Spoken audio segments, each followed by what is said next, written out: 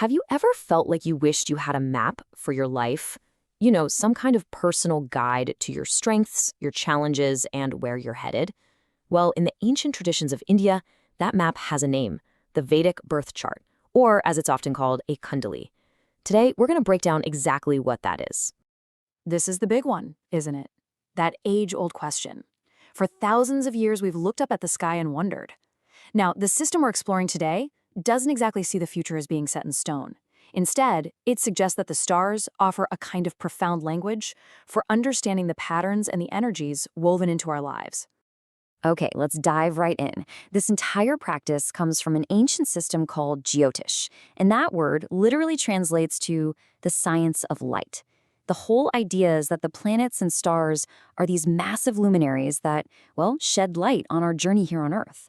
And the tool for reading that light is this deeply personal map of the cosmos created for one very specific moment in time.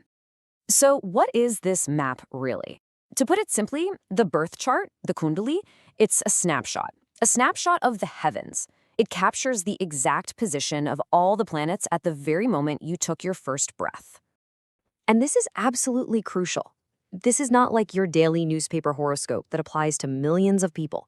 Not at all. Because it's based on your specific date, time, and place of birth. Your chart is 100% unique to you. No two are ever exactly the same, so you can really think of it as your personal cosmic blueprint. Now, every good map needs that little pin that says, you are here, right? Well, in a birth chart, that marker is the most critical piece of the entire puzzle. It's called the Ascendant, or in Sanskrit, the Lagna. And this is what makes Vedic astrology so different from the kind of Western astrology many of us grew up with. While newspaper horoscopes are all about your sun sign, in Jyotish, the Lagna is the anchor for the entire chart. It represents you, your physical body, your personality, and it's the very lens through which you experience the world. So how is this point even found? Well, it's not mystical. It's pure astronomy. As our Earth spins on its axis, different zodiac signs are constantly appearing to rise over the eastern horizon. The one sign that was right there, peeking over the horizon at your precise moment and location of birth, that becomes your ascendant. It literally ties the cosmic map to your specific life, right here on Earth. So if the ascendant is our starting point on the map, who are the active players moving around on this cosmic game board? In Jyotish, they're called the grahas, or the planets. The word graha actually means to grasp or to seize, and the idea behind it is that these celestial bodies represent these fundamental energies, these cosmic forces that influence or grasp different parts of our lives. So each planet carries its own very distinct energy and function.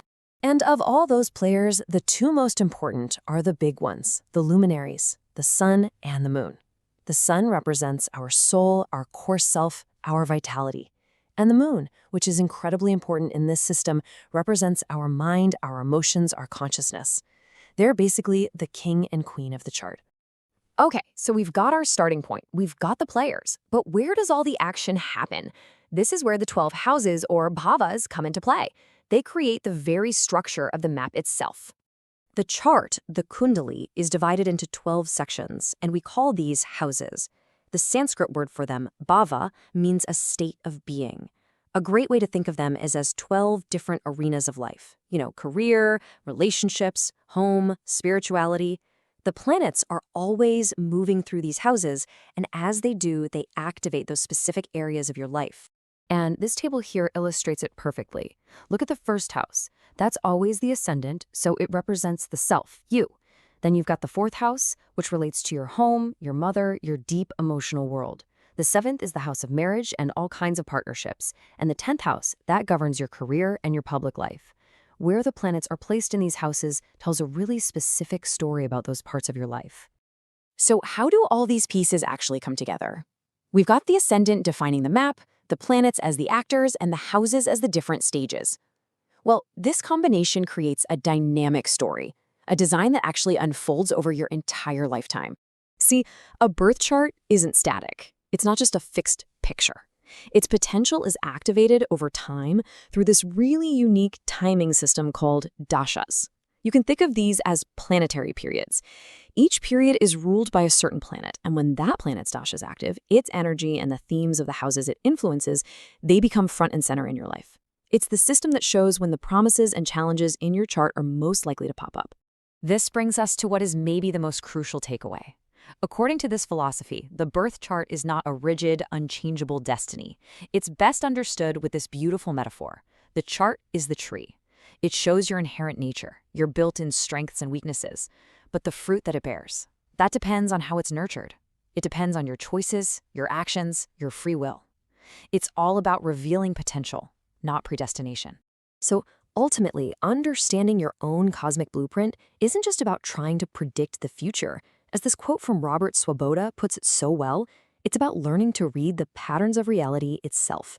It's a powerful tool for self-awareness, offering a language to understand your own nature and to navigate your life with, hopefully, a little more insight.